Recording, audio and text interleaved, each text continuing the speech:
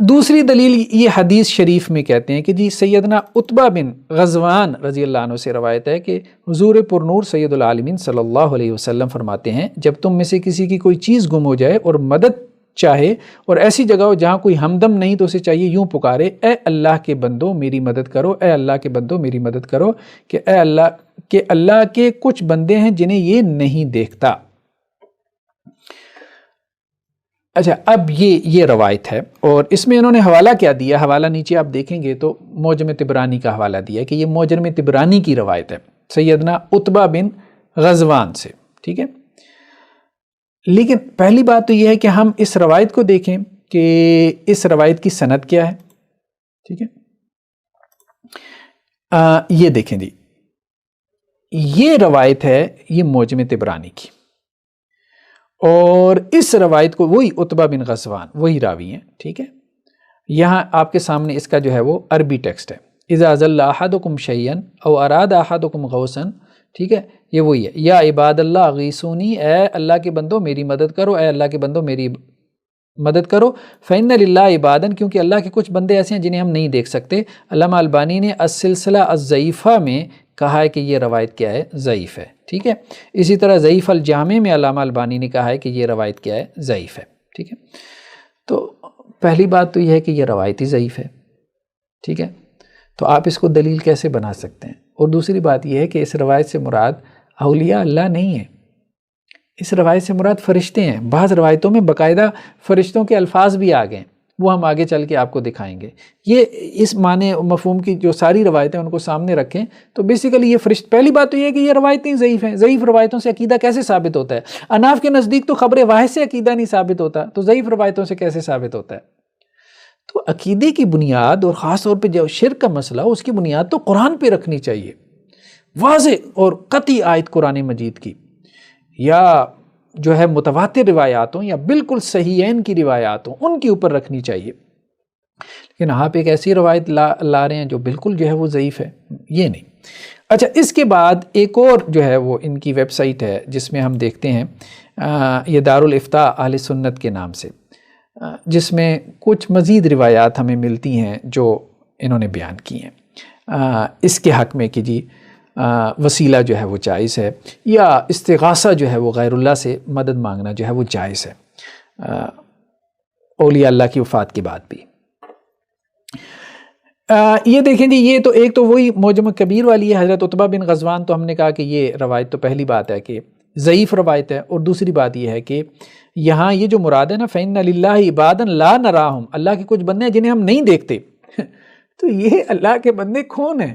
یہ اللہ کے بندے فرشتے ہیں جنہیں ہم نہیں دیکھ سکتے، ٹھیک ہے، یا جنات ہو سکتے ہیں، خیر بہرحال تو یہ روایت ایک تو ضعیف ہے، اور دوسرا اس کا معنی بھی وہ نہیں بنتا جو وہ بنا رہے ہیں، ٹھیک ہے۔ یہ تھوڑا کہا ہے کہ قبر پہ جا کے جو ہے وہ کھڑے ہو کے جو ہے وہ انہیں کہو کہ جی ہمیں رستہ دکھا دیں، نہیں، یہ نہیں کہا۔ اچھا، دوسری روایت جو ہے وہ آگے حضرت عبداللہ ابن مسعود سے انہوں نے بیان کی ہے۔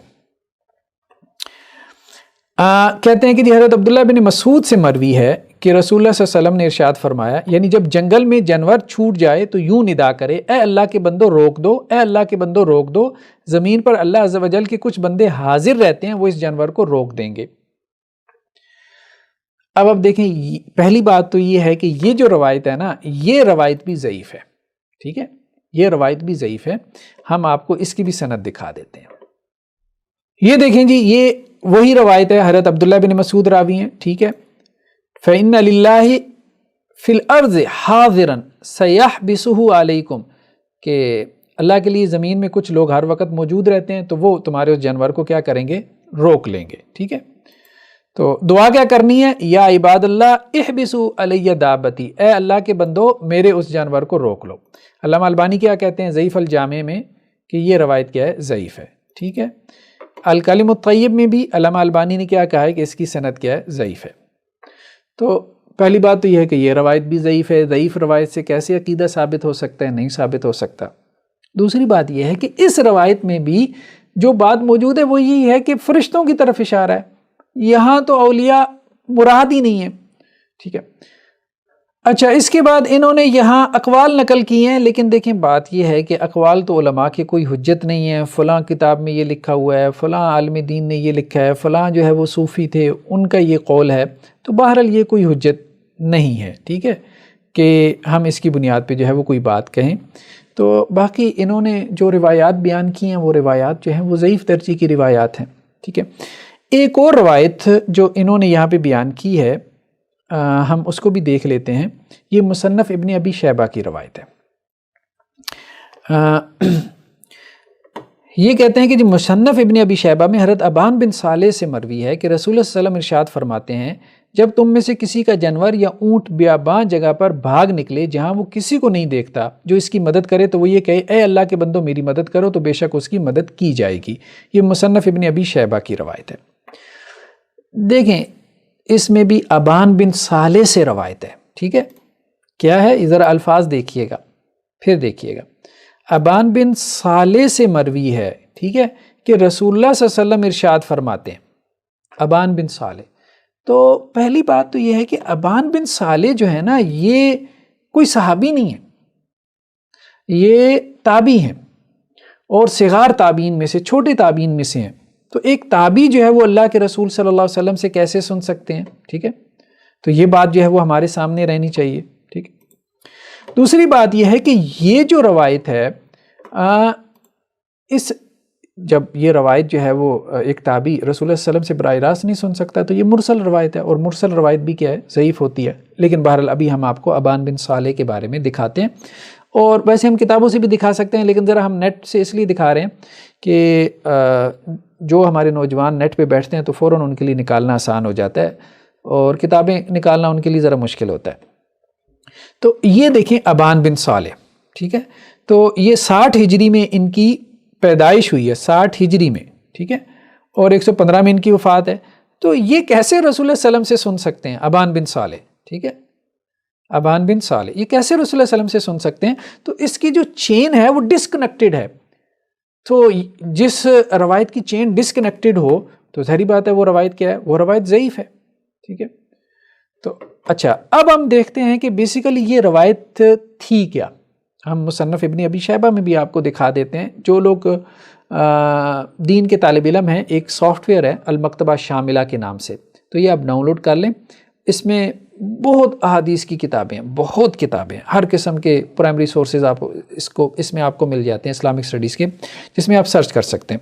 تو ابھی ہم آپ کو دکھاتے ہیں کہ یہ روایت مصنف ابن ابی شیبہ میں کیا تھی۔ یہ دیکھیں، یہ وہ روایت ہے جو انہوں نے اپنی ویب سائٹ پہ بیان کی کہ ابان بن صالح یہ کہتے ہیں کہ اللہ کے رسول صلی اللہ علیہ وسلم نے کہا، ٹھیک ہے۔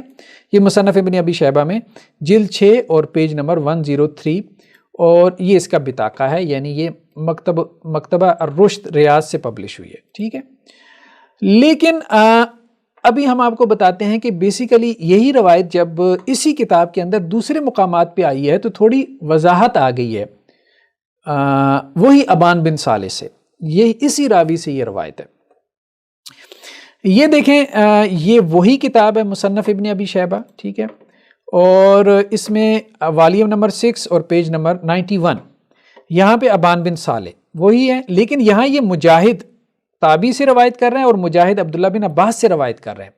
اب یہ عبداللہ بن عباس رضی اللہ عنہ کا قول ہے کہ حضرت عبداللہ بن عباس کہتے ہیں کہ ان للہ ملائکہ فضلا سوى الحفظہ، کہ اللہ کے کچھ فرشتے ہیں جو کہ محافظ فرشتوں کے علاوہ ہیں، ٹھیک ہے۔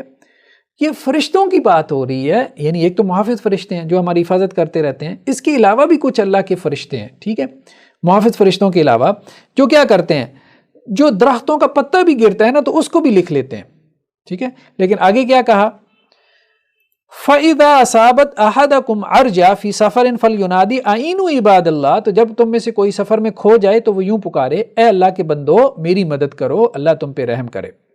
تو یہ حضرت عبداللہ ابن عباس سے روایت بتا رہی ہے، یہ فرشتوں کی بات ہو رہی ہے، لیکن یہ بھی جو ہے وہ حضرت عبداللہ ابن عباس سے روایت ہے۔ ایک بات تو یہ ہے کہ یہ بھی مرفوع روایت نہیں ہے، اللہ کے رسول سے نہیں ہے، اور دوسری بات یہ ہے کہ اس کی سند کے اوپر بھی بحث ہے، اس کی سند پہ بھی بحث ہے، ٹھیک ہے۔ لیکن بہرحال اگر آپ کہتے ہیں کہ جی یہ روایت صحیح ہے، اگرچہ اختلاف ہے، ٹھیک ہے، اگر آپ کہتے ہیں کہ جی یہ روایت صحیح ہے تو زیادہ سے زیادہ یہ بات ثابت ہو جاتی ہے کہ فرشتوں کو جو ہے وہ ایسی مشکل کے اندر پکارا جا سکتا ہے. یہاں اولیاء اللہ کی بات نہیں ہو رہی. لیکن صحیح بات یہی ہے کہ یہ روایت ضعیف ہے، یہ روایت بھی قابل استدلال نہیں ہے.